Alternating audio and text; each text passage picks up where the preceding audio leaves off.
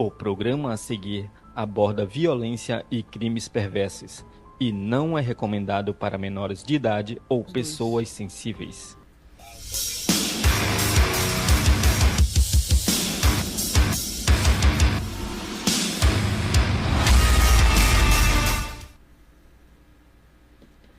Boa noite a todo mundo que acompanha a TV Diário. Eu sou Bruna Chagas e tá começando mais um Além do Crime podcast. Mas melhor agora, meu diretor. Então, gente, tudo bem com vocês? Espero que sim.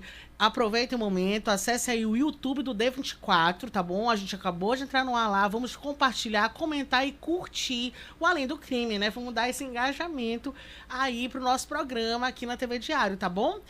Outra coisa, lembrando que a gente tem também um Instagram do Além do Crime, então acessem lá, arroba Além do Crime Podcast no Instagram.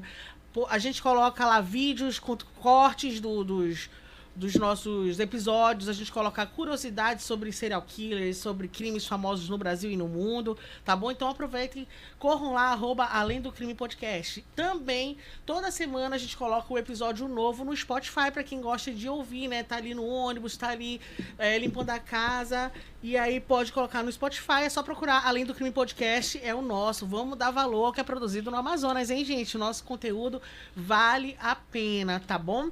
E antes de a gente entrar no caso, quero dizer que a nossa querida Trícia Tadros hoje não estará presente, mas ela vai estar online com a gente, tá bom? Um beijo, Trícia, aí que ela tá num compromisso, né? A gente vai fazer falta porque ela gosta de falar com a gente sobre crimes, né?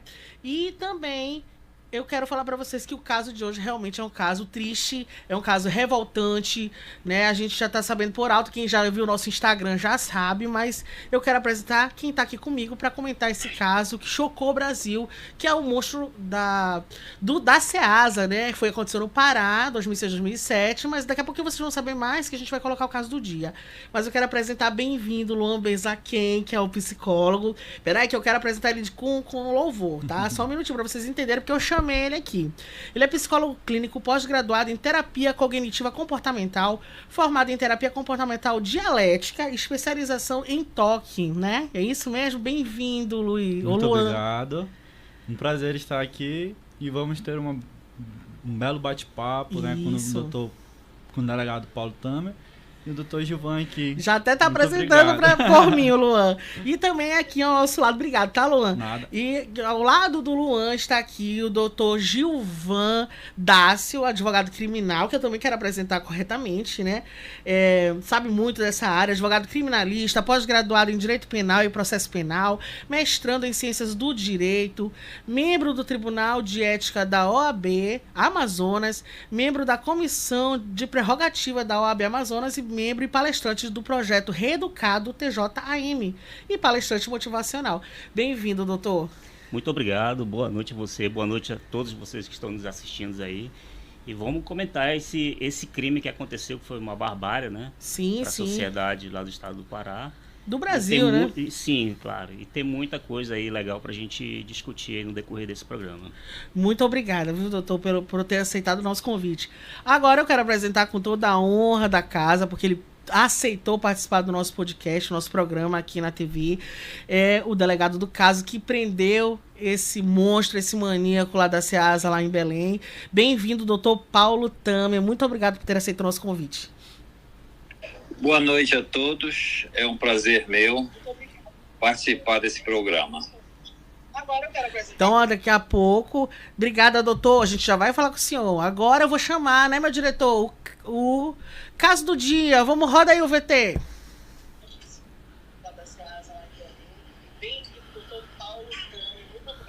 Durante os anos de 2006 e 2007, uma onda de crimes bárbaros abalou profundamente o Pará. Eles foram cometidos por André Barbosa, mais conhecido como o Monstro da Ceasa, que cometeu uma série de assassinatos brutais. O caso de André Barbosa ganhou repercussão nacional devido à natureza dos crimes cometidos, caracterizando-o como um serial killer. Suas vítimas foram identificadas como José Raimundo Raimundo Oliveira, Adriano Augusto Nogueira Martins e Juan Valente. Inicialmente, os crimes não foram relacionados entre si, mas durante as investigações a polícia percebeu a semelhança entre 2 dos assassinatos, levando ao desfecho do caso. Passados mais de 15 anos, como ocorre com toda e qualquer pessoa presa que apresente bom comportamento e passe por uma avaliação, André recebeu a progressão para o regime aberto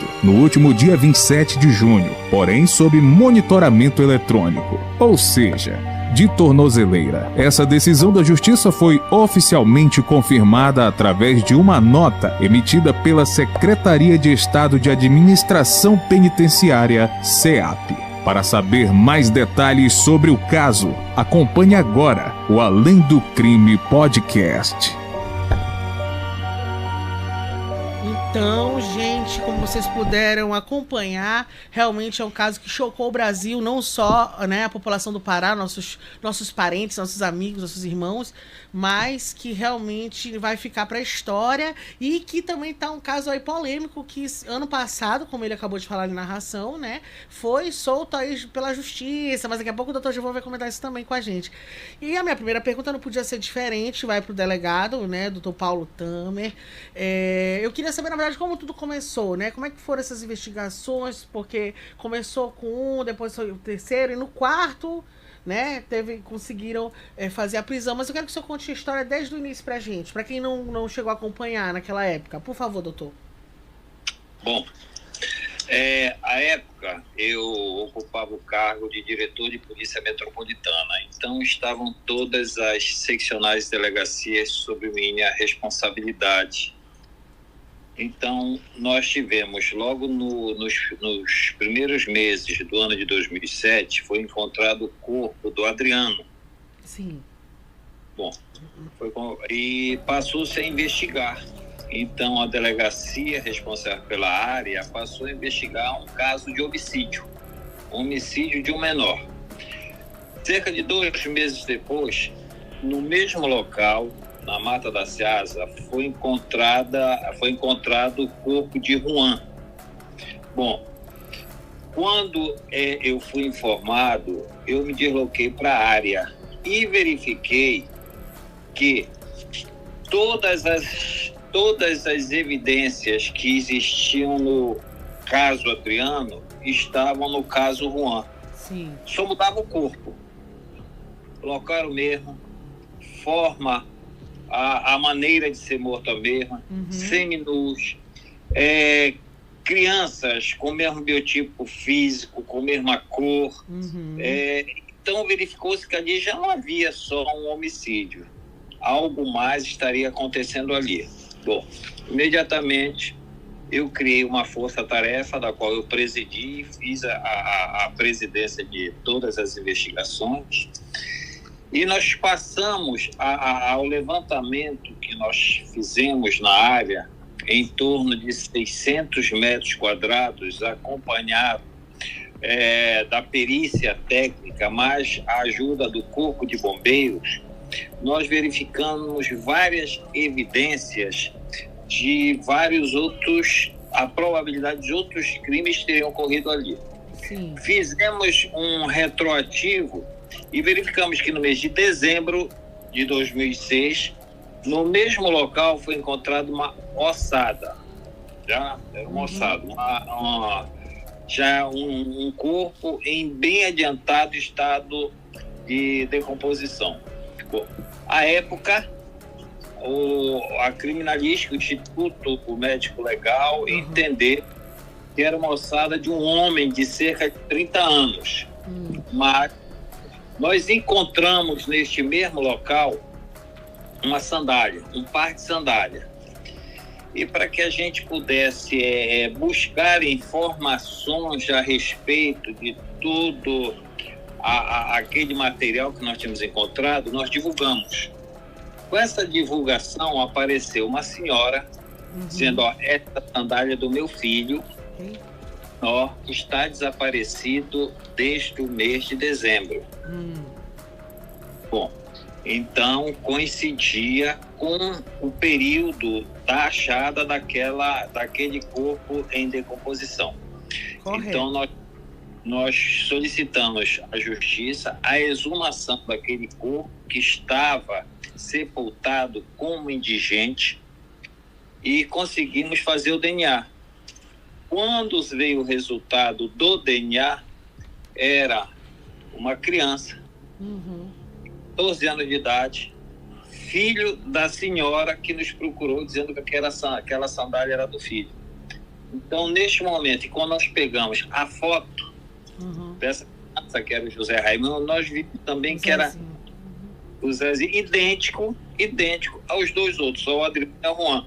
Então, nós já passamos a trabalhar com a presença de um serial killer, porque as assinaturas era muito igual, né? Eram as mesmas. E com o andar das investigações, nós vimos que todos três frequentavam a mesma escola, mesma idade, mesmo bairro e a mesma lan house, de onde eles capturados pelo Adriano, que era o serial, que os conquistava. Vamos falar melhor, eles conquistavam essas crianças ali na lan house, pagando hora de lucro.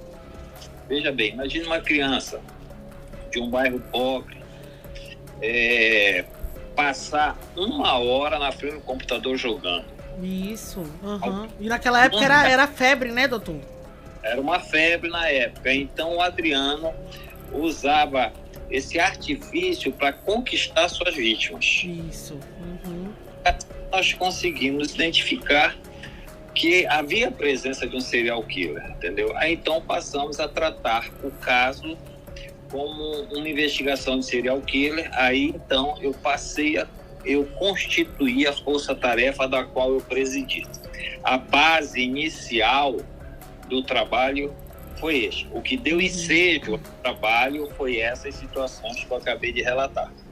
Perfeito. Aí eu vou aproveitar o gancho, doutor, e vou falar aqui com o nosso psicólogo, Luan Benzaquem, que o senhor acabou de falar, ele conquistava os jovens, né, o André, o serial killer que foi preso, e ele conquistava, né, eu queria que ele comentasse um pouco disso, desse modus operandi, esse primeiro dessa conquista, porque eles são manipuladores, não é isso, Luan? Os serial killers, eles tendem a conquistar mesmo, como ele estava falando, né? Então eles querem ganhar a confiança desses jovens, né? Que eles estavam em vulnerabilidade ali, eles já tinham uma vulnerabilidade tanto social quanto familiar, então a baixa renda, né, no local onde eles estavam. Então com isso o serial killer sabe, ele entende, ele age friamente, né? Então ele vai conquistando, tanto que eu vi algumas reportagens que ele conquistava a família, ele tinha confiança além desses jovens, das suas famílias também.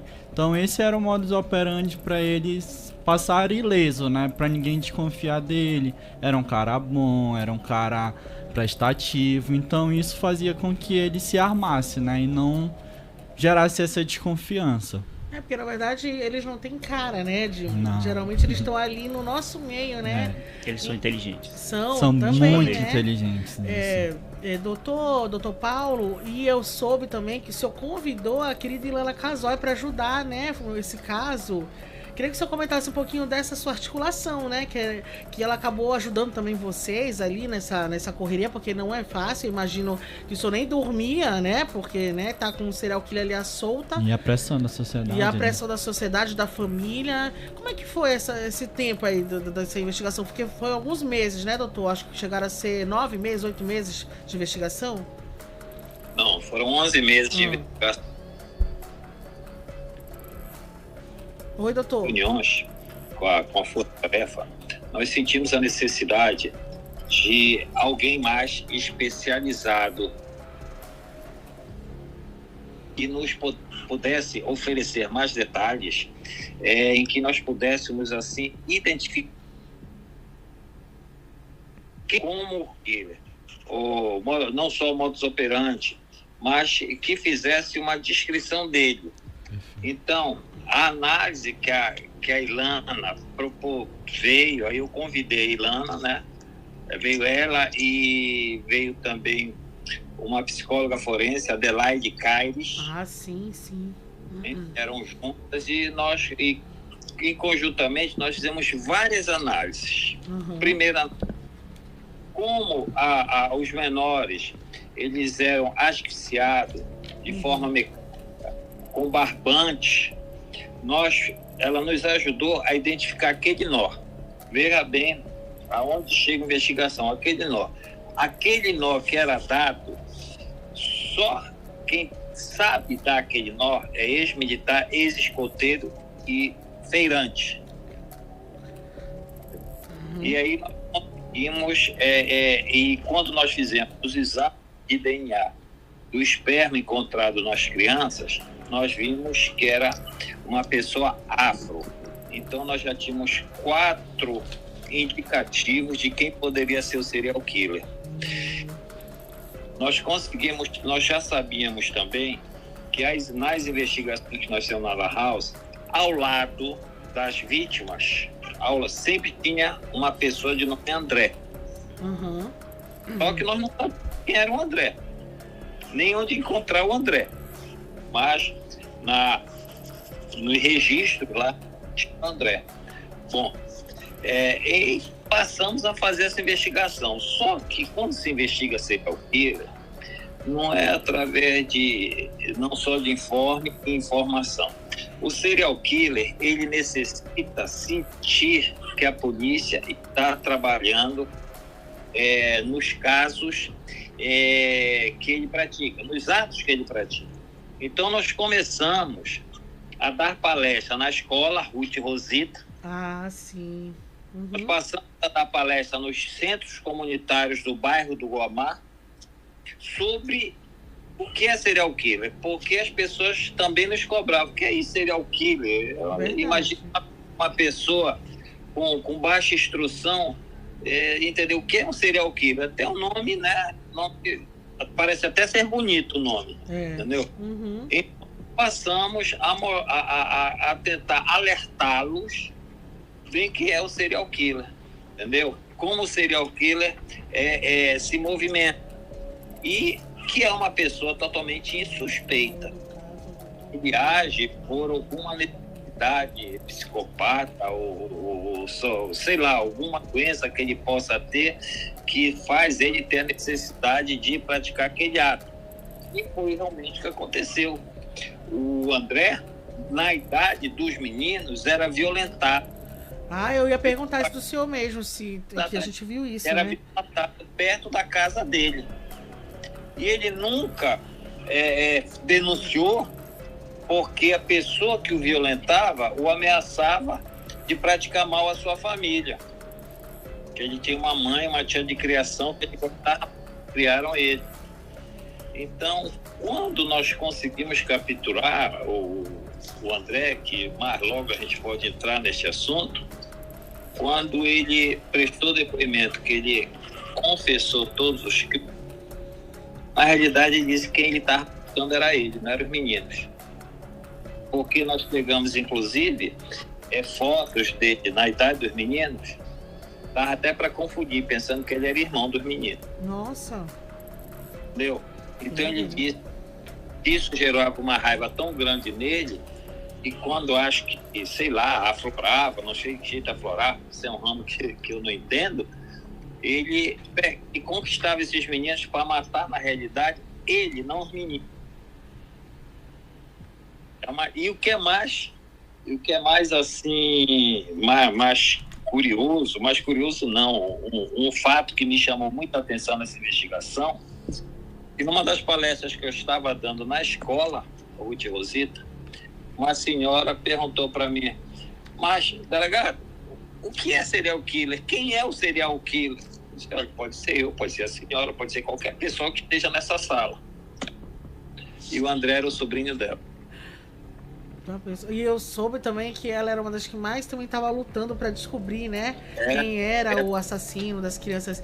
Aí agora eu vou puxar também, aproveitar e puxar pro Luan ainda, essa parte do serial killer, né? Comenta um pouco pra gente como é que a pessoa, como é que eles agem, né? Pra quem tá assistindo a gente tá falando do caso do monstro da Ceasa, que realmente foi considerado na época um serial killer lá que atacou crianças, assassinou 3 meninos no Pará. Comenta pra gente, por favor, Luan. Primeiro a gente tem que diferenciar o psicopata do psicótico, né? Então o André, ele se encaixa mais no psicopata.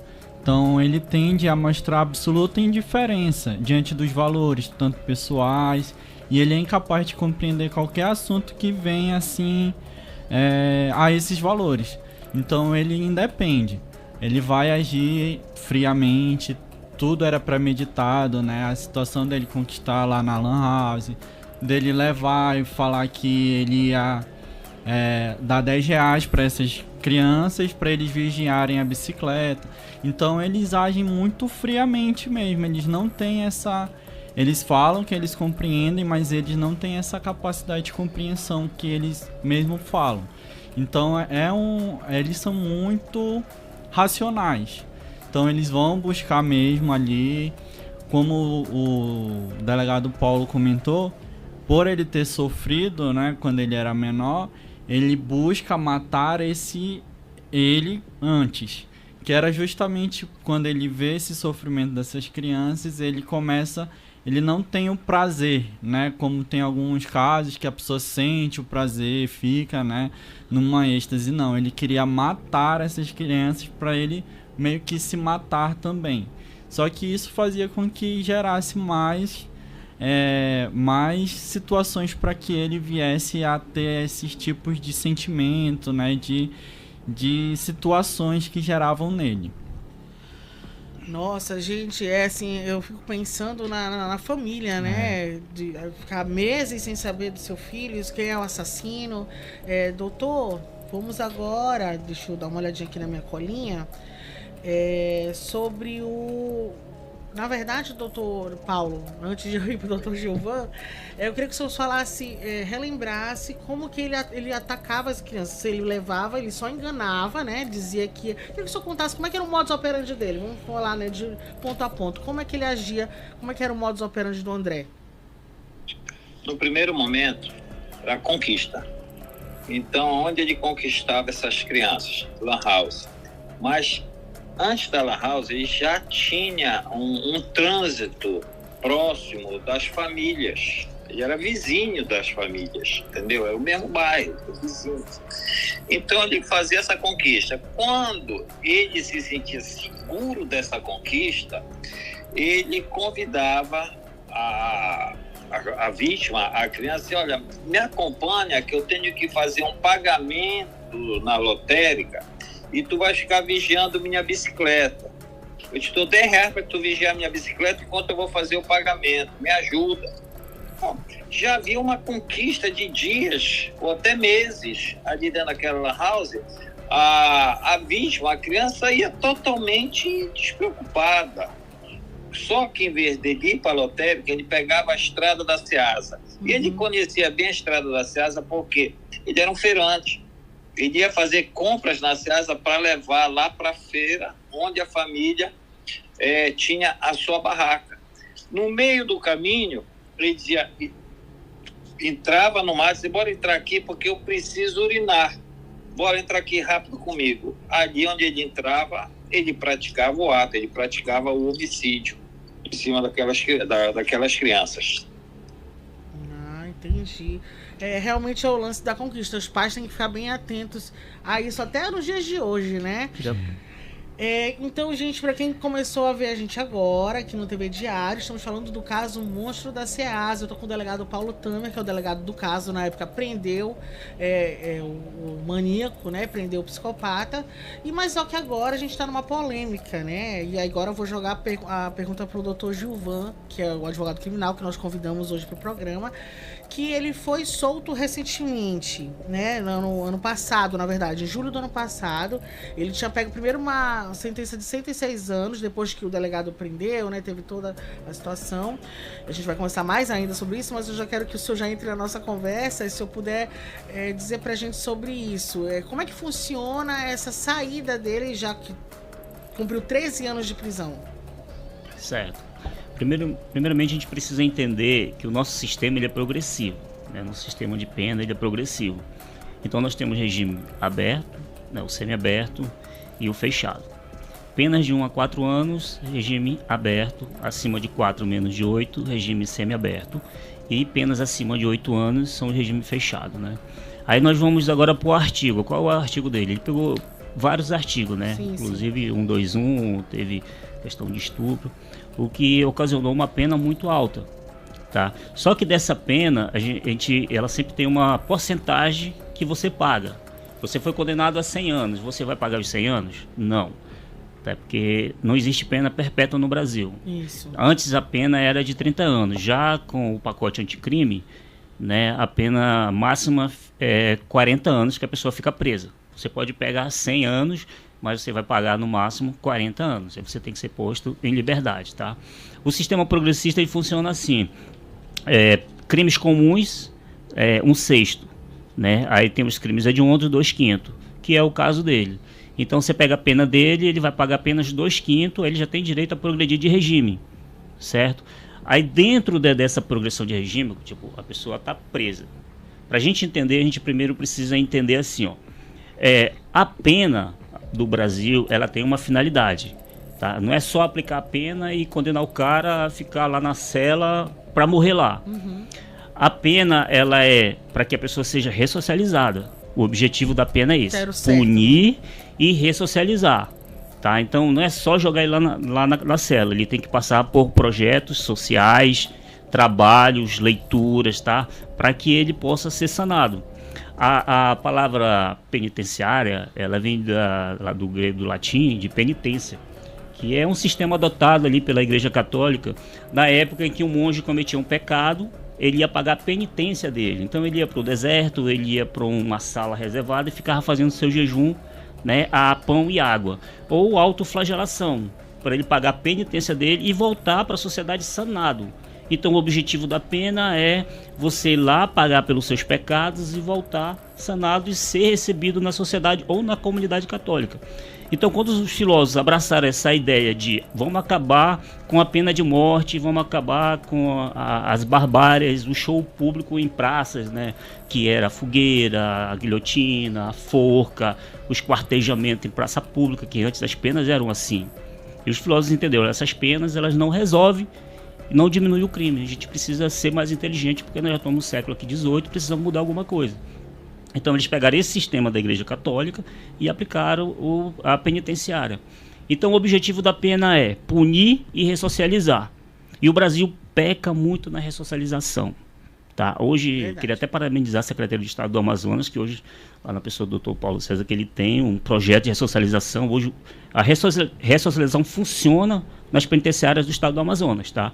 Através de projetos, através de leitura, cinema, audiovisual, tá? Trabalho. O preso trabalha 3 dias e tem direito a 1 dia menos na pena dele, entendeu? Então, se ele trabalhar 10 meses, ele vai diminuir 30 dias na pena dele. Se ele fizer uma leitura de um livro, fizer uma resenha e responder as respostas lá do questionário tudo correto, ele ganha 4 dias de remissão, certo? Então, dentro do sistema de progressão existe a remissão de pena, que é você trabalhar, estudar, fazer as leituras, aí você começa a remir as suas penas. Aqui no final da pena elas são descontadas. Sim. Talvez seja isso que tenha acontecido com ele. Porque, vamos lá, ele foi condenado a 104 anos de prisão. 2/5 de 104 é o quê? 20 anos? Seria isso?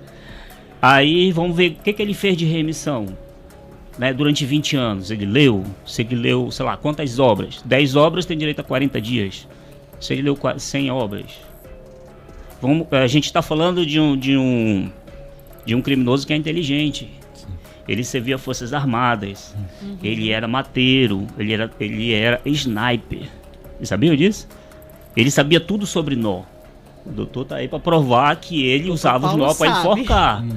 Entendeu? Então ele era um cara inteligente, um cara que tinha experiência em mata. Ele era e é um soldado. A palavra soldado, você sabe, soldado é aquele cara que supera tudo, tá preparado para tudo. Cabo, né? E um soldado de mata. Disciplinado. Soldado de mata. Então ele tinha disciplina militar, treinamento militar. E matar uma criança para ele era a coisa mais fácil do mundo. Né? Então ele usou esse conhecimento que ele tinha, né, para fazer esse crime. Uma coisa que me chamou a atenção quando você estava falando aí,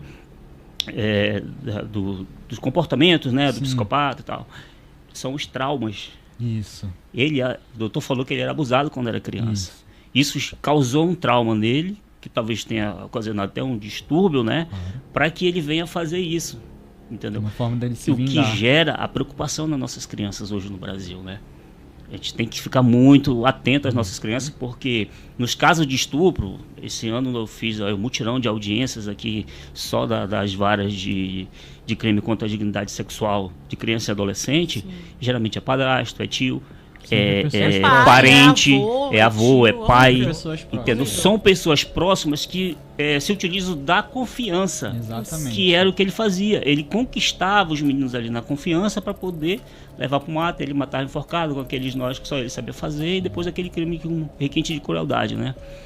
Então, assim, é um detalhe importante para a gente ficar atento e ter cuidado com as nossas crianças, principalmente as mães quando saem para trabalhar, quando deixam com babado, deixam com alguém. Bem que o senhor falou isso, a gente gosta de orientar mesmo, é isso Exatamente. mesmo. As pessoas têm que ficar de Pois mas vamos voltando lá para a pergunta. Por que ele saiu? Ele saiu por causa da progressão de regime, tá? Regime semiaberto com monitoramento eletrônico. Então, ele cumpriu ali 2/5 da pena dele, tem direito, o juiz não... O advogado vai entrar com pedido, o juiz não pode fazer nada, porque é a lei.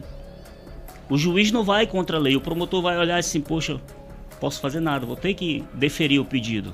Aí o juiz, quando pega o pedido, vai ver o parecer do Ministério Público, vai dizer, poxa vida, ó, o cara bateu o tempo, tem direito, vou ter que colocar a tornozeleira nele. Aí ele progride de regime, aí ele vai passar um tempo no regime semiaberto, aí até ele progredir para o regime aberto. Passa mais outros anos no regime aberto, aí ele vai para condicional.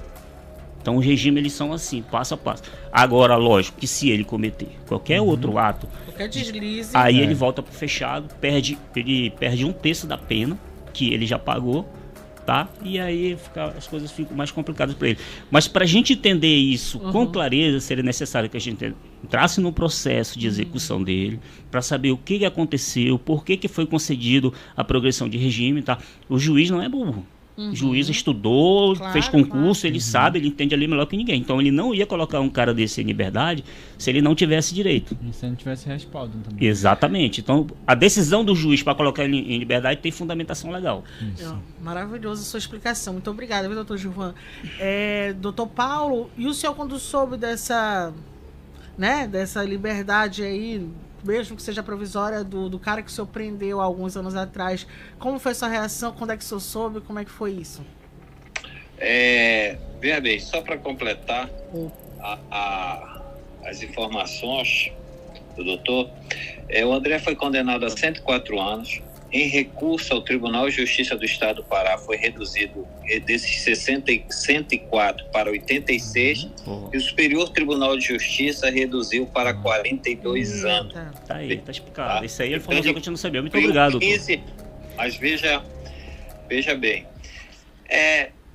a lei tem que ser cumprida. A lei é esta. Infelizmente. Verdade. Infelizmente, a nossa lei de execução penal, no meu entendimento, é estupidamente arcaica. Demais. Concordo. O que o doutor falou aí, ela não pode ocorrer assim em uma unidade da federação. Ela tem que ocorrer como um todo no Brasil. E hoje os nossos presídios, na realidade, são depósitos, mais nada do que isso, depósitos. Entendeu? Depósito de seres humanos. Ressocialização no Brasil, se você for puxar o índice, ele é ínfimo. O Brasil tem mais de 800 mil presos. E se você puxar quantos são ressocializados, é nada, porque ou eles são jogados dentro de uma cadeia, dentro de uma penitenciária, ficam ociosos, falando por celular, cometendo crimes de dentro da cadeia para fora, e quando sai, agem pior. Mas vamos voltar ao caso André. O caso André, no meu entendimento, se não foi feito um tratamento especializado pelo Estado, durante os 15 anos que ele ficou recolhido, e ele saiu não por remissão de pena, mas sim pelo bom comportamento que ele tinha lá dentro, porque ele é um cara bem comportado. O André é um cara que conversava muito bem com a gente, entendeu? Ele, se não teve o tratamento do seu problema de saúde, do seu problema psíquico, ele vai voltar a matar, eu não tenho nem sombra de dúvida. Ele vai voltar a sentir a necessidade, se é hoje, se é amanhã, se é depois de amanhã, se é daqui a um ano, 10 anos, não sei. Mas eu tenho certeza que ele vai voltar a cometer o ato. O que falta é dar trabalho para os presos. Por exemplo, preso em regime fechado, a lei fala que eles podem cumprir tarefas de trabalho em obras públicas. Sim. E quantos estão trabalhando em obras públicas? Ou até empresas privadas que estejam desenvolvendo um trabalho público, que tenham ganho uma licitação para uma construção, por outra coisa. Quantos presos estão trabalhando nessas obras públicas? Quantas secretarias de Estado requisitam a Secretaria de Administração Penitenciária presos em regime fechado para capinar praças, para limpar ruas? Eu acho que eu não conheço. Posso estar até pecando, mas eu não conheço. Então, o que está faltando, nós estamos com um problema sistêmico. Não há socialização nenhuma. Olha, eu já cheguei a prender pessoas com 12 antecedentes criminais. Minha nossa. De homicídio ao tráfico. Estavam soltos. Quer dizer, tem que mexer nessa nossa legislação. Não adianta você fazer um pacote anticrimes aumentando o cômputo de pena, encharcando mais os nossos presídios, e a nossa lei processual oferecer N situações recursais para aqueles que têm condições de manter uma boa assessoria jurídica, não passam nem da porta da cadeia. Então, a gente tem que remexer na nossa questão processualística, tem que remexer na nossa lei de execução penal, para que a gente possa, assim, oferecer condições ao preso, seja de que nível for, seja preso por homicídio, por roubo, por tráfico, a ressocializar. E o Estado brasileiro não oferece isso aos presos. Se você ler, eu tenho um livro de um promotor de São Paulo, que está me falando o nome, Por Dentro do Crime, o título. Teve um grande traficante de São Paulo que provocou sua prisão para se sentir seguro dentro da penitenciária e ali fazer o seu escritório do crime, porque fora ele sabia que ele estava prestes a ser morto. Temos esse absurdo. Absurdo mesmo. Mas é Por Dentro do Crime é o nome do livro? Remexer nessa legislação. Nosso Congresso tem que remexer nessa legislação. A gente não pode ficar nesse marasmo, porque o índice de criminalidade só faz aumentar. Verdade. Com isso. Fora, desculpa, doutor, eu estou dizendo, só complementando o senhor, fora esses crimes de tráfico, de homicídio, assim, que são já comuns, vamos dizer assim, né, na sociedade, ainda tem essa porcentagem dos serial killers, né, que alguns estão soltos por aí, né. Um dia desse a gente viu aquele caso lá de Sorriso, que ele estava numa obra que não era pública, mas era privada, né, uma obra de casa, que matou a família inteira lá em Sorriso, e ele já tinha vários antecedentes de estupro, de um monte de coisa, e estava solto. O próprio Pedrinho Matador, né? Olha, veja, para que você, nem tudo, eu senti muita resistência dentro da própria polícia, quando eu disse, nós estamos na presença de um serial killer. Eu encontrei resistência da própria polícia. Então é muito difícil os policiais aceitarem que estão trabalhando com a presença de um serial killer. A CIA, o FBI, na própria tem investigações de mais de 10 anos em busca de serial killer. Isso. Nós conseguimos 11 meses. Mas voltando um pouco atrás, pelo livro que eu disse, Por Dentro do Crime, é um promotor do estado de São Paulo chamado Márcio Cristiano. Excelente livro. Fica a dica aí para todo mundo. Que mostra como funciona o mecanismo do crime envolto com penitenciárias e outras situações mais. Então, no meu entendimento, é isso. O André está solto? Está solto. Tem o direito de estar solto? Tem o direito de estar solto. Mas, eu tenho quase certeza que ele não foi ressocializado. Ele vai sim voltar a matar. Muito obrigada, viu, doutor, pelas suas palavras. E agora, gente, para quem eu vou relembrar aí pra gente acessar o Instagram do Além do Crime Podcast, tá? A gente curte, comenta, compartilha. E também, vocês estão assistindo pela televisão, aí ou pelo 27.1 ou 78net, vocês podem acessar pelo YouTube também para compartilhar, curtir, comentar, mandar suas perguntas aqui pra gente. Inclusive, eu vou ler agora alguns comentários que estão vindo, né? O pessoal que tá acompanhando pelo YouTube, né? A Cristiane Oliveira colocou assim: doutor Gilvão, melhor criminalista de Manaus, né? Aí a Trícia mandou um beijo, a Trícia Tados, que é outra apresentadora. Boa noite, meu povo, mandou um beijo pra gente. Marluz Gonzaga, boa noite.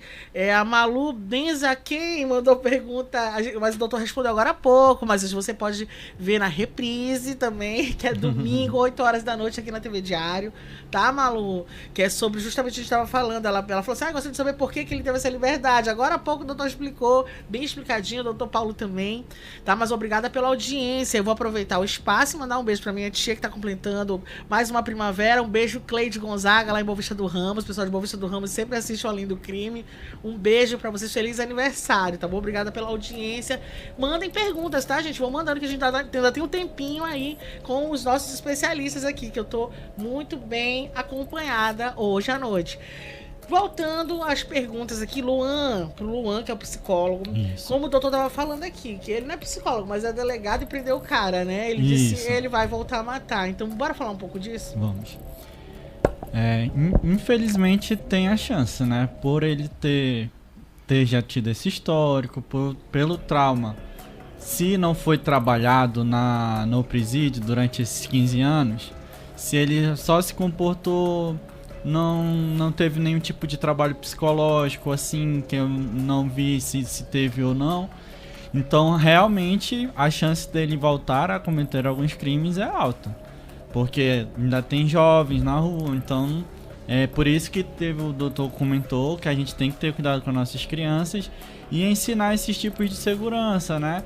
E também falar que, não fala com estranhos, mas não é um estranho, né? Tá dentro de casa, às vezes é um vizinho. Então é ter realmente uma conversa muito aberta com os pais, de explicar qualquer incômodo, qualquer tipo de situação que ele tenha, né? A malícia, para os pais também terem esse cuidado. A quarta criança, ela já vinha desconfiando do André.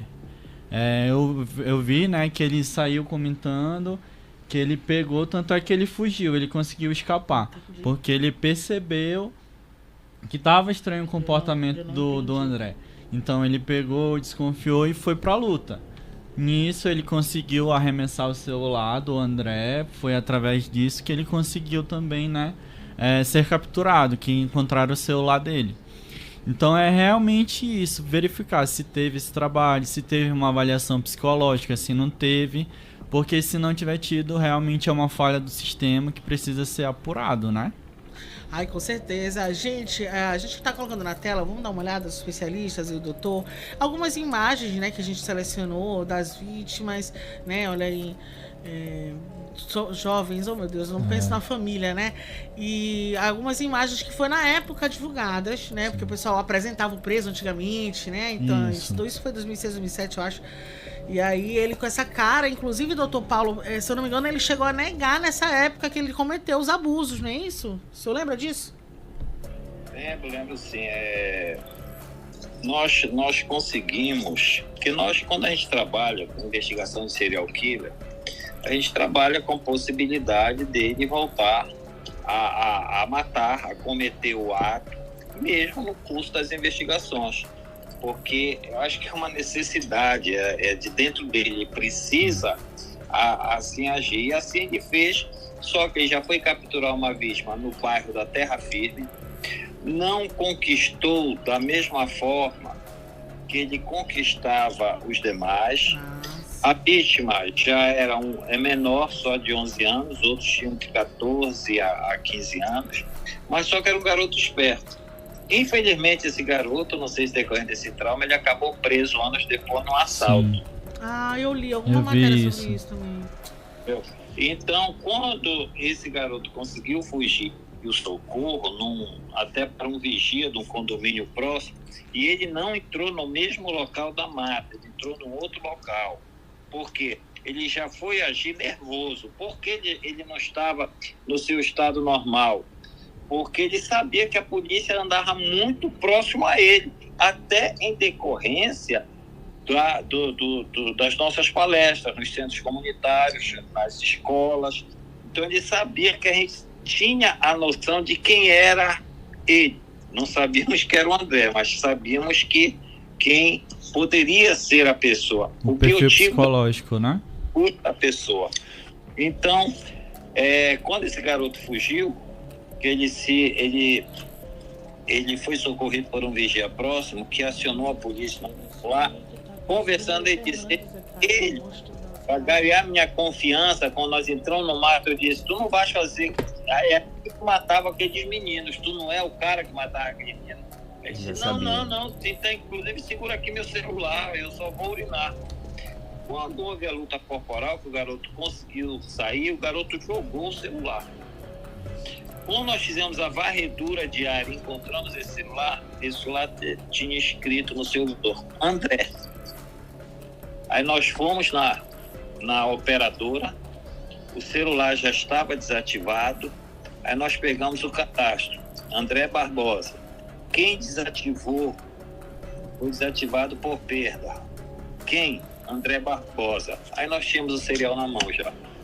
Aí foi pegar o endereço dele, representar pela prisão preventiva. Nós tivemos um judiciário que nos ajudou de uma forma assim, excepcional. Todos os nossos pedidos, nesse caso, em menos de 24 horas, eles eram deferidos. Inclusive, nós tivemos 32 interceptações telefônicas e 2 interceptações telemáticas. E, em razão disso, nós conseguimos comandar de prisão, conseguimos o endereço dele. Dentro da casa dele ficava a banca da feira e contávamos ainda com uma possibilidade muito perigosa.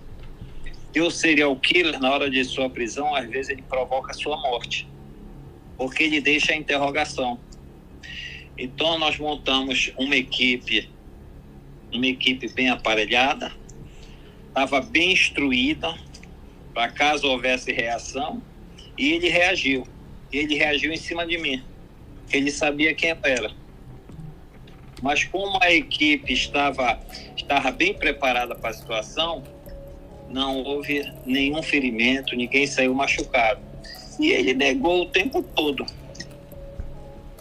O interrogatório dele levou nós prendemos ele no dia de domingo, por volta de 12h, 1h, até 3h ele negava. Até que chegou o momento que isso a gente colocando várias técnicas de interrogatório, colocando foto dos meninos, foto da família dos meninos, foto da família dele. Nossa, bem serial killer mesmo, ele guardava, né? Ele guardava. Aí isso até que ele disse que a presença de um juiz e de um padre. Nós conseguimos levar à noite o juiz que nos ajudou, do Dr. Paulo Jussara, e levamos o padre Ronaldo. Eles passaram 1 hora conversando com ele e nós pensamos, bom, ele vai confessar para os dois. Montamos tudo para gravar a conversa. Ele não confessou nada. Ele chamou os dois para poder descansar, nos afastar um pouco dele. Inteligente. Aí até que eu disse, bom, André, agora a história é outra. Já que tu fizeste tudo isso, estou muito cansado, tu vais para a cela, reflete, porque amanhã nós vamos passar por esse mesmo processo, só que não vai ter mais padre, não vai ter mais bicho, não vai ter nada. Vai se cansar, eu e tu se morrer aqui conversando um com o outro, mas não vai ter mais espaço para ti. Bom, eu fui para casa muito cansado. No outro dia ele pensava que eu ia chegar cedo para falar com ele. Eu não fui falar com ele, que era mais uma técnica. Por falta do meio-dia ele mandou me chamar. Quando ele me chamou, ele disse, fui eu. Aí o depoimento dele levou mais 8 horas. De depoimento. Ele dissecando caso por caso, como ele conquistava, como ele fazia, por que ele fazia. E assim a gente, graças a Deus, conseguimos concluir o caso, que foi aceito pela justiça, porque o DNA bateu. Ele era ex-militar, ex-escoteiro e feirante. Ele era afro, residia no mesmo local. Então não tinha mais o que fazer. Na realidade, a confissão dele já era acessória. Doutor, quanto tempo, na verdade, que se eu não lembro se eu cheguei a ler, quanto tempo foi de uma vítima para outra? Olha, o Zé Raimundo foi em dezembro de 2006. O Adriano foi pelo final de janeiro de 2007 e o Juan já foi em março de 2007. Ele deu aquele tempinho que geralmente eles dão também, né? Esse tipo de criminoso, né? Que a gente já acompanha nos filmes, nos seriados, né? Eles dão nos livros, né? Um tempinho assim pra poder fazer de novo, que ele já ganha mais confiança, né, doutor? Eu acho que nós temos, nós, polícia, todos os policiais. Eu aprendi uma coisa na academia de polícia. E local de crime fala. Muito. Local de crime que falou pra gente. Vocês estão na presença do serial killer. Então a polícia tem que acreditar muito no local de crime. Infelizmente, quando a polícia civil chega ou a perícia chega, o local de crime já foi violado. Entendeu? Ou por populares, pelos primeiros policiais que lá chegam. E hoje em dia até a imprensa, né, doutor? Que eu sempre puxo a orelha também. O pessoal às vezes chega primeiro do que a polícia, quer mexer em corpo, quer mexer na área de mata. Eu acho isso... Aqui em Manaus acontece muito, eu não sei no Pará, mas aqui em Manaus é horrível. Acontece muito no Brasil todo. Os populares, né? Não só os populares, mas a imprensa mesmo. O pessoal querendo pegar a primeira imagem, o corpo. Isso é um absurdo, que não deveria acontecer, né? Que mexe ali no crime, na cena, como o doutor fala, o corpo fala, o local... Que prejudica a investigação, prejudica os peritos. Só um minutinho, agora eu vou aproveitar e dar uma dica, já que o doutor falou do livro lá, né, o Por Dentro da Lei, já é uma dica que o doutor já deu. E aqui no Além do Crime a gente dá... Por Dentro do Crime. Por Dentro do Crime, quase o nosso podcast, Além do Crime, né? E aqui no podcast a gente sempre dá dicas de filme, de série, para as pessoas também começarem é bom ler sobre isso, né? Porque o pessoal diz, vocês gostam de crime, não sei o que, não. É bom pra gente se orientar também. E orientar as pessoas que a gente gosta, a população que assiste a gente. E hoje, como, claro, homenagem também ao doutor e à Ilana, eu trouxe o livro da Ilana Casoy, que... eu acho que eu tô falando pelo telefone com o doutor. E dá pra ouvir aí, né, Ramon? Tá direitinho. Mostra aqui, Ramon. É porque eu tava falando com o doutor aqui, né, no telefone. Eu trouxe esse livro grandão da Dark Side, bacana, mas é porque são 2 em 1. A Ilana Casoy, como o doutor falou, foi na época, ela é uma das mulheres, a única mulher que falava de true crime no Brasil, 2000, né, nos anos 2000. A Ilana Casoy, maravilhosa, que Louco, Cruel e Made in Brasil. Justamente ela fala dos principais serial killers, foi um dos primeiros livros, inclusive, que eu li. Interessante. Tá? Que é o Louco Cruel, é internacional. Aí fala do Ted Bundy, do Palhaço Assassino, sabe? Desse serial, do Dahmer, desses mais famosos. E aí no Made in Brasil fala do... Agora vocês citam Pedrinho Matador, o Chico Picadinho, entre outros serial killers mais famosos brasileiros, década de 50, 60 e 70, que foi a época de ouro, né, deles. Bandido da Luz Vermelha. Bandido da Luz Vermelha, ela fala que, também. inclusive cumpriu a pena máxima de 30 anos, quando saiu... mataram ele. Né? Pois é, então tá aqui a dica, o livro da também, né, Dark Side, gente. Por favor, Dark Side é parceira nossa. Se Deus quiser, vai chegar. Eles já mandaram dizendo que vai. Eles vão começar a acompanhar a gente aqui. Que sempre a gente chamava a atenção deles, que eles são, né? Eles hoje em dia é uma editora que publica True Crime e publica terror no Brasil. Então, obrigada. Eles vão mandar os livros. Esse é meu, esse já era meu, eu já tinha comprado, porque eu tenho uma coleção em casa. Mas vale a pena a dica pra vocês. Leiam, que a Ilana, a escrita dela é muito boa, é muito fácil, muito fluida. Ela é inteligentíssima. Eu quero trazê-la um dia aqui, pelo menos nem que seja por telefone, como a gente fez aqui com o Dr. Paulo. E um beijo pra Ilana. Se ela chegar a ver algum corte nosso aqui, eu quero ela aqui, por favor. Tá bom? E vamos continuar, gente. Ai, tá tão bom o nosso bate-papo, né? É bom que a gente vai se conhecendo, vai orientando a população. Deixa eu dar uma olhadinha aqui. Louco ou cruel, doutor? Louco ou cruel, tá aí, ó. E justamente, vamos pra essa parte do louco ou cruel. Deixa eu ver aqui. Vamos ver se alguém mandou pergunta, gente. Deixa eu dar uma olhadinha. Já acabei de dar a dica aqui. Eu tô olhando meu roteirinho. Enquanto tu olha aí, eu vou parabenizar aqui o doutor pelo trabalho dele, a investigação.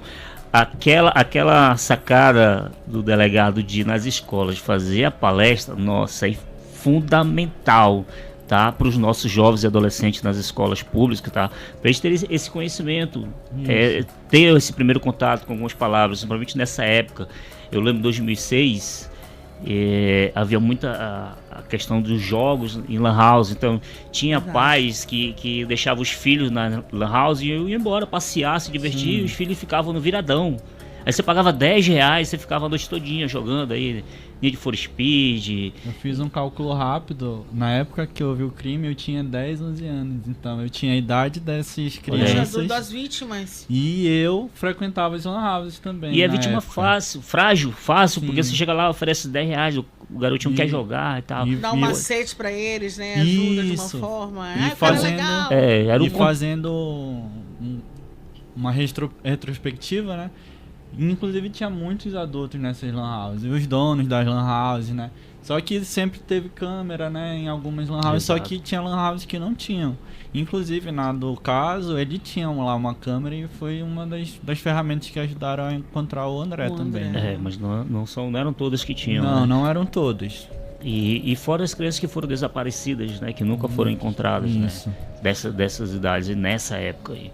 Então é uma preocupação nacional esse desaparecimento de crianças, porque pode ser por diversos tipos de crime, até para matar, tirar os órgãos e vender, né? Então são coisas assim que os pais têm que ficar preocupados com isso, tem que estar atento, né?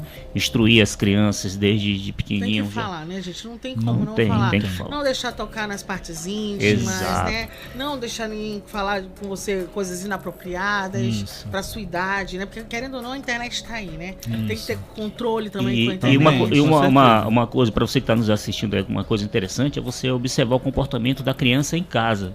Porque quando há esse tipo de crime dentro da família, a criança ela muda de comportamento. E você tem que ficar atento a isso aí, tá? Porque ali já é uma indicação e os pais têm que estar ligados. Inclusive, infelizmente, tem até crianças que chegam a comentar, só que a família, por ser tão próxima, não confia, não acredita, fala que está inventando.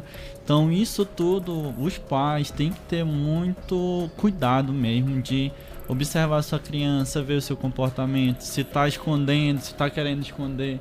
Ou então, quando chega a pessoa, ela tenta se retrair, né? Então, a linguagem corporal muda, fala muito. Então, é realmente... Hoje, devido à era da informação, internet bomba, informação rápida e tal. Mas antigamente, as pessoas que passaram... Eu conheço várias pessoas que já tiveram esse tipo de experiência, passaram por esse trauma, né? E tentaram sobreviver, porque mexe com o psicológico da pessoa. No caso aí do André, mexeu com o psicológico dele, ele tentou de alguma forma ali matar o seu eu, né, fazendo esse tipo de crime, e aí acabou que ocasionou vítimas inocentes que não tinham nada a ver com a história dele, né? Isso.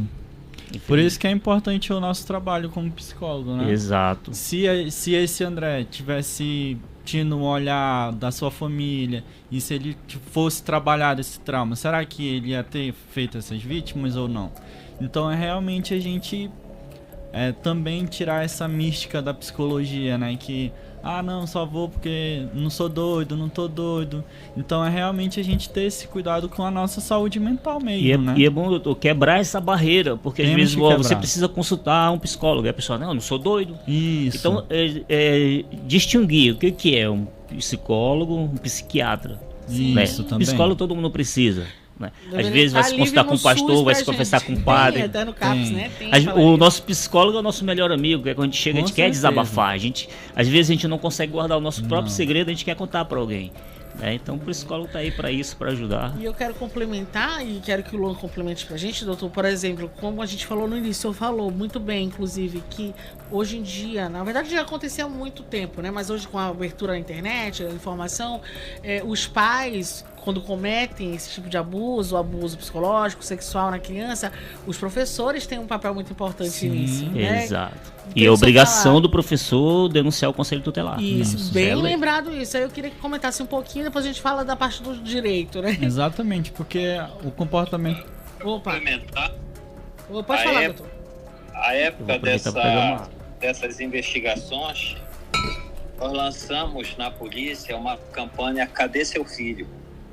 Então nós tínhamos uma equipe, nós especializamos uma equipe onde saía às noites, principalmente às noites próximas aos finais de semana e aos finais de semana, quando nós essa equipe encontrava adolescentes em locais, em festas, em locais suspeitos, eles eram levados para a divisão especializada e lá ligavam, pegava o telefone da família e ligava, cadê seu filho? Você sabe onde está seu filho nesse exato momento? Então foi uma campanha que deu muito certo na época, né? Não sei, está aqui na cadeia. A família se sabe onde para a delegacia.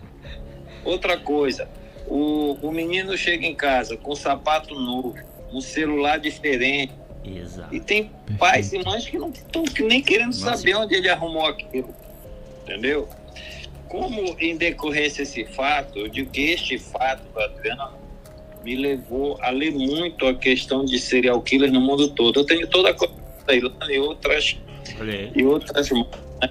A gente vê que realmente problema psicológico que todo serial killer apresenta e começa a apresentar a partir da idade adulta, para ter um princípio na infância ou na adolescência. Exato. Tá aí o doutor tá aí falando? Tá aí? Tô aqui, tá ouvindo. Então, Luan, né? É exatamente isso que o delegado tá comentando. Se realmente tivesse esse cuidado desde criança e observar esses comportamentos, essa situação aí, chegou com um relógio, chegou com um sapato e os pais não têm esse olhar, então realmente a gente precisa orientar esses pais também. Eu, em particular, sou psicólogo clínico e trabalho com adolescentes, então o meu papel é ouvir esses adolescentes, buscar com que eles se entendam, né, e entendam seus sentimentos, essa regulação emocional também que a gente trabalha muito forte, que é com a terapia comportamental dialética, né? Então é justamente isso, e conjunto com isso orientar esses pais, porque muitos pais não sabem o que fazer com esses comportamentos, não sabem como reprimir ou como ouvir de uma forma efetiva, né? Então é justamente para isso que muitos pais acabam buscando um psicólogo, para buscar essas orientações que não vem no manual, né? Então é justamente trabalhar esses comportamentos, estar bem atento a isso e perceber esses sinais, que muitas vezes eles são bem pequenos. Mas aí a questão dos professores, que tu já ia começar a entrar, isso. né? Então, dos professores. Os professores eles têm um olhar muito importante também quanto a esses adolescentes, porque a maior parte tem escolas que são integrais, né? Então às vezes eles vão passar mais tempo na escola do que com os próprios pais. Então os professores eles têm que ter esse preparo também, tanto dessa educação, dessa segurança sexual, quanto da segurança emocional mesmo, dos abusos psicológicos. Tanto é que tem os bullying, né? Então, quando tem os assassinos em massa também, né, que eles cometem esses crimes, geralmente através do bullying. Então, por isso que hoje também as escolas têm que trabalhar muito forte, tanto essa parte dos cuidados com a segurança sexual, quanto do bullying, né? De ver como é que funciona essa dinâmica em casa, como é que tá funcionando, para o professor ter esse olhar clínico também. É importante, né? É o que o Dr. Gilvan estava falando. Eles têm obrigação, né? Se meu aluno tá estranho... As crianças do Brasil têm direitos, tá? Tem direitos. Então, tem a lei específica, tá? Tem o Estatuto da Criança e Adolescente, que é específico sobre isso. Tem o Conselho Tutelar para fiscalizar, e os professores também sabem disso, eles são orientados. Tá, e qualquer comportamento que eles vêem de anormal, né? O professor fica em média 4 horas com uma criança, dependendo do for integral, né? Fica até mais do que os pais. Então ele conhece o aluno dele, ele conhece. Tem crianças que têm um carinho tão especial pelos professores que já consideram tipo uma segunda mãe, né? Um segundo pai. Mas eles têm essas orientações, eles sabem as leis e qualquer irregularidade que eles veem é obrigação dele. Inclusive, se uma criança faltar 3, 4, 5 dias na escola, ele já comunica o Conselho Tutelar. Tá? Então não é só, eu vou fazer um filho, eu vou botar ali para estudar na escola e o professor que se vira para educar. Não é bem assim, né? Os pais têm responsabilidades e são severas, tá? E muitas vezes, inclusive a doutora Joyce Coelho foi em outros, quando a gente estava em outros locais, nas outras temporadas do nosso podcast, ela contou uma história, eu vou contar rapidamente, mas ela falou que uma dos casos que ela pegou justamente na escola. Foi a professora percebeu que a menina estava assim estranha, muito cabisbaixa, não estava comendo, não estava fazendo nada, né? Ela fica, como você falou, né? Fica muito... Tudo mostra, né? O corpo fala a linguagem das crianças. Então, e aí acabou que conseguiram com que ela pudesse entrar na escola, a delegada, e foi lá. Quando a delegada entrou, a criança disse assim, eu só tava esperando a senhora, uma criança de 10, 12 anos. É a ameaça. Eu tava esperando só a senhora. Aí ela contou tudo pra ela, que ela sofria abuso em casa. Então, assim, é importante. Eu já divulguei em vários casos, né, de estupro envolvendo crianças. E todos não. A maioria deu-se início na escola. A professora percebeu o comportamento, chamou a criança para conversar, né, e a criança relatou os fatos, né? Aí o que a professora faz, que é a obrigação dela, comunicar à polícia. Então ela vai comunicar à delegacia, a delegacia vai lá, faz tudo separado, leva uma psicóloga, porque tem toda uma técnica para você conversar com a criança, porque não é fácil, elas têm medo. Até desenho, né? Então, exatamente. Não conseguem É o medo, porque geralmente o abusador, ele ameaça contar, ameaça matar, dizer que vai matar a família, então a criança ela fica retraída. Nesse medo dela é que muda o comportamento. Exato. E aí só a pessoa mais próxima que vai perceber. Porque tem pais que realmente não percebem. Isso é muito triste, né, gente? Agora eu vou ler os comentários, que olha, hoje, obrigada pela participação de vocês aqui no YouTube. É importante participar para ajudar a engajar também, porque a gente está falando de assunto sério aqui. O conteúdo produzido aqui pelo Além do Crime é sério. A gente não é aquele podcast que o pessoal vai estar falando só achismos, não. Aqui a gente traz especialistas para comentar e justamente alguém que participou do caso, alguém relacionado ao caso, seja um delegado, um perito, um promotor, um juiz, né? Então, assim, eu sempre peço para que vocês curtam a gente, compartilhem sim. Esse conteúdo é importante e relevante para a sociedade, tá? Então eu vou agradecer a todo mundo que está participando aqui, ó. O Washington Silva também falou do Dr. Gilvan, dizendo assim, todos os profissionais são excelentes, né? O Dr. Luan também. Maria Dalviane, um serviço para a sociedade, é o que vocês estão desenvolvendo. Parabéns por todos os esclarecimentos e orientações de hoje. Obrigada, tá, Maria? Continue aí com a gente. Marluce Gonzaga, hoje tá maravilhoso o pódio. Todos estão de parabéns, ótimas dicas. Né? Então, tá vendo como é importante o que a gente faz, né? Então, isso me deixa muito orgulhosa. E eu quero... Olha, a gente já tá chegando ao final do podcast. Mas eu quero já, né? Quero pedir, antes de a gente encerrar, eu vou, claro, pedir as palavras finais aqui só no podcast, né? De vocês, por conta do caso, ou do que vocês quiserem orientar a população também. Vou começar com o Dr. Paulo também, que nos deu a honra de poder conversar, trocar uma ideia, né? Relembrar. Uma memória brilhante, né? Pois é, né? Fato das datas. Parabéns, doutor. Por favor, a palavra com o senhor, doutor Paulo.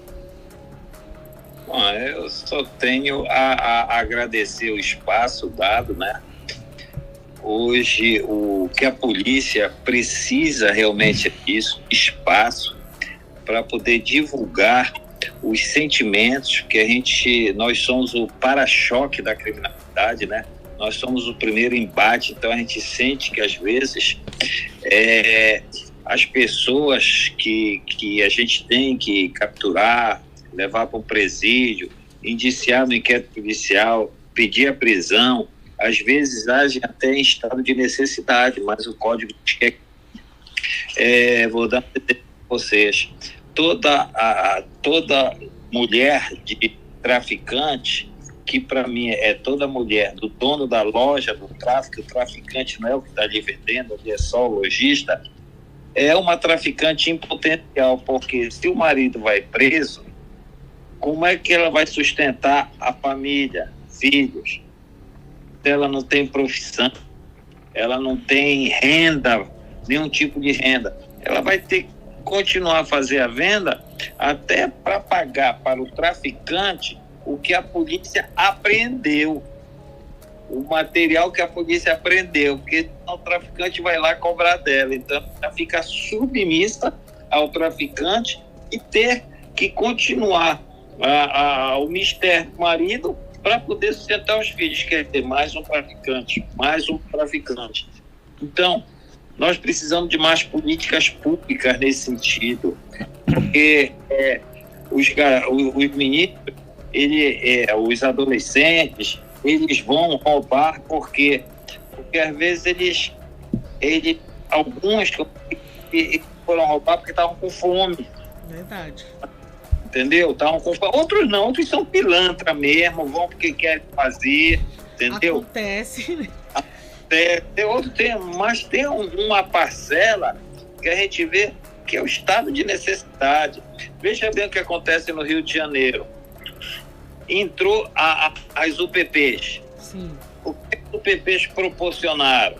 Uma paz, uma aparente paz ou uma guerra entre morros, que o tráfico continua lá. Mas proporcionou o quê? Uma categoria absurda passou a existir no Rio de Janeiro. Os desempregados do narcotráfico. O que aconteceu com os desempregados do narcotráfico? Aquele garoto que soltava foguete para avisar que chegou droga, o garoto que estava tirando a pipa para avisar que chegou droga, o garoto que avisava a polícia chegando, esses ficaram desempregados. E o que eles recebiam semanalmente já passava a constituir até sustento da família. O que aconteceu com esses... É até absurdo a gente falar desempregados do narcotráfico, né? Eles desceram do morro e foram assaltar no asfalto, foram fazer arrastões nas praias. E o Rio de Janeiro está nessa situação, porque usaram só a força de segurança, a força política nenhuma. Então, a polícia ou as forças de segurança dos estados não vão neutralizar a atividade criminosa, vai estar sempre correndo atrás, O que tem que ter é uma união de forças entre polícia, justiça, poder executivo, através de políticas públicas que amenizem esta situação. Bom, é o meu entendimento. Estou errado, perdão. Tá não. Tá de forma alguma, a gente estava até falando aqui rápido. Isso é o poder paralelo. Onde o Estado não alcança com seu poder de polícia, gera-se um poder paralelo. E nas periferias funciona assim, né? Infelizmente. Então, doutor, eu lhe agradeço, né, pela sua gentileza, pelo seu tempo, a sua paciência e poder ter esclarecido mais ainda sobre o crime horrendo que aconteceu, né, que eu espero que a gente pudesse desejar que nunca mais acontecesse isso no Brasil ou no mundo, né? A gente sabe que não é assim, infelizmente, mas eu quero agradecer a sua participação, foi muito esclarecedor, tá? Muito obrigada. O senhor pode vir quantas vezes o senhor quiser, se quiser me ligar, Bruna, tem um crime tal que eu lembrei aqui, bora falar, tá bom? Fique à vontade. Hoje eu já estou fora há cerca de 5 anos. Estou na atividade de consultoria de segurança pública e empresarial, né? Trabalhando na atividade de inteligência corporativa. Então, eu tenho muitos casos, muitos estudos. Mas qualquer dúvida também eu estou à disposição de você para sanear ou tentar ajudar.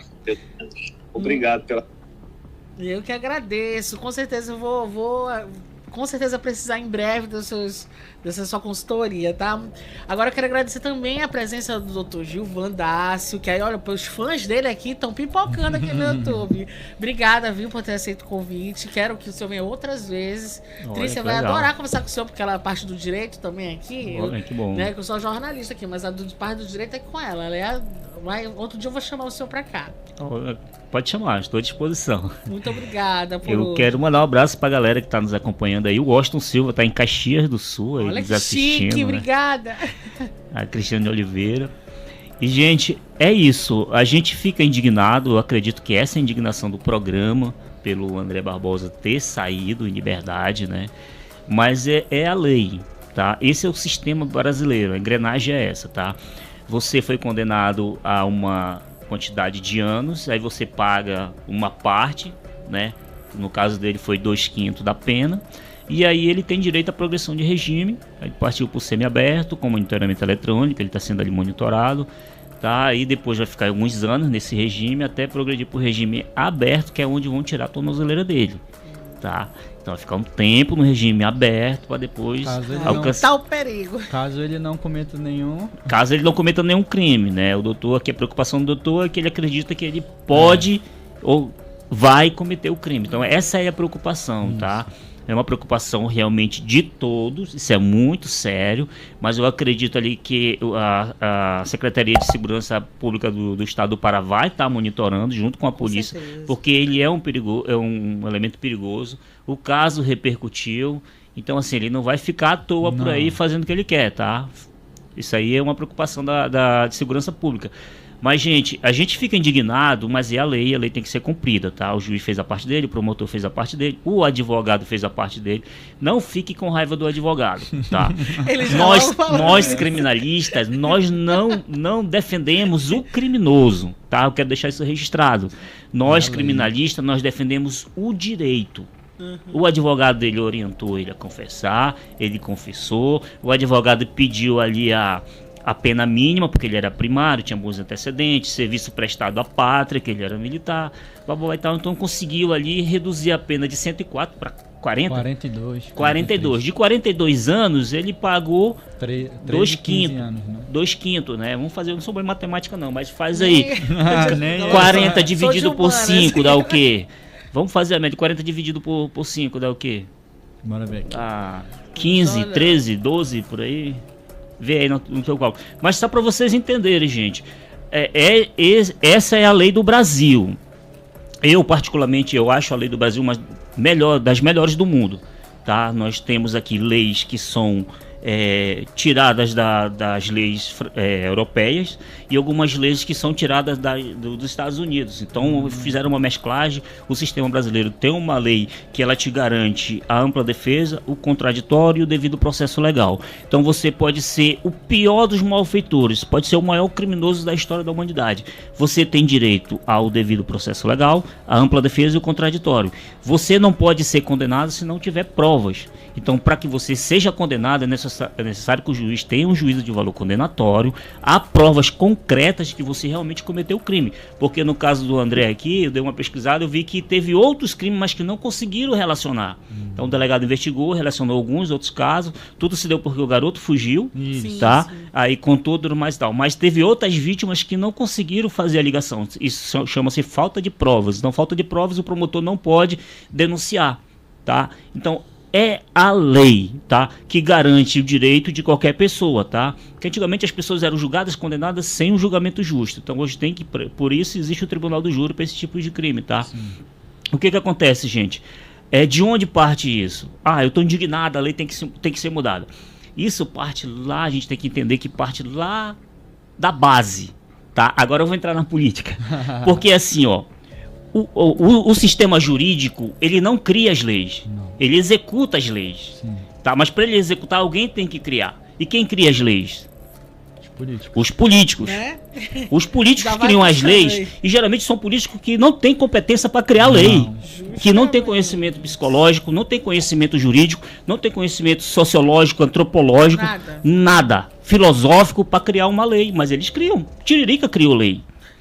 Entendeu? Esse é o sistema brasileiro. Nada contra o Tiririca, porque é um palhaço que veio, que mudou o sistema de estupro no Brasil. Beleza, tá? Aí vamos lá. Quem que cria os políticos? O próprio povo, né? O povo! De quem é o poder? O poder emana do povo, o poder é do povo. Quem tem o poder de colocar o político lá no poder? O povo. O sistema ele é representativo. Então é assim, eu sou o povo e eu tenho o poder, mas eu não posso pegar. Eu tenho que escolher alguém para ser o meu representante. Sim. Esse representante que eu coloquei lá vai criar a lei que eu vou obedecer. Entendeu? Às vezes eu vejo a população, ela fala mal, ela critica da lei, ela critica por causa disso que o sistema do Brasil, a lei é isso, a lei não presta, bababá, advogado, criminalista, defende bandido. Gente, primeiro passo, antes de você criticar, reveja os seus conceitos. Reveja em quem você votou e que tipo de lei o seu representante colocou para você ser obrigado a cumprir. Para depois você falar, pô, a lei do Brasil ela é assim, assim. Fora para cobrar eles você, também, né? O povo colocou o político criou lei e o sistema jurídico vai executar a lei, é assim que funciona. Então, é falho? De quem é a culpa? Nossa. De todos. Então é isso. De só pra gente ter uma explanação, eu gostei, agradeço o espaço. É bem didático, gostei. Olha, que bom. Tem que voltar mais vezes, hein, João? Estou à disposição, é só convidar. Obrigada. Agora, Luan, por favor. Bom, a minha preocupação mais é essa mesmo, desse cuidado com as crianças, dessa orientação dos pais mesmo, porque como o Dr. João falou, a base vem do povo, mas esse povo tem uma base? Então é educação, tem que investir na educação, lá da base mesmo, infantil, ter todo um cuidado com essa educação financeira, emocional, que nas escolas infelizmente não tem. Então, às vezes a criança ela sai da escola, não sabe como funciona o sistema político, não sabe como funcionam as emoções dela, as próprias emoções. Então, isso tudo vai influenciar numa sociedade.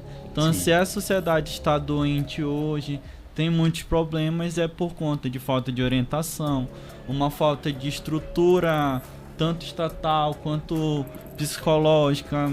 Então, é exatamente uma busca de orientar a base, que é o povo, né? Como o doutor João muito povo bem... precisa de conhecimento, porque o conhecimento liberta. O conhecimento tá.